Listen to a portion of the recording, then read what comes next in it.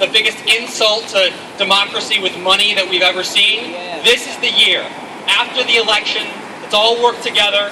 There's a good chance of a special session in Albany, and if that happens, let's not allow that special session to end without fair elections for New York getting passed. Who's with me? Right. So we're going to hear a lot more about what's wrong with Albany, but I do want to let a couple people talk about how government should be, some good government. Where's Lauren from Demos? Come on up. Lauren Strayer from Demos. Hey everybody, how are you doing tonight? Good. So over at Demos, we like to think a lot about how if we're going to have an economy that works for us all, we also have to have a democracy that works for us all, right?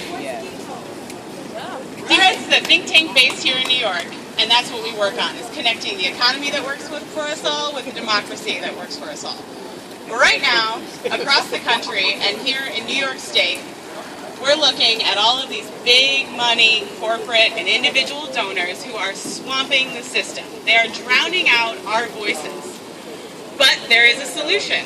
There is an opportunity here to pass fair elections.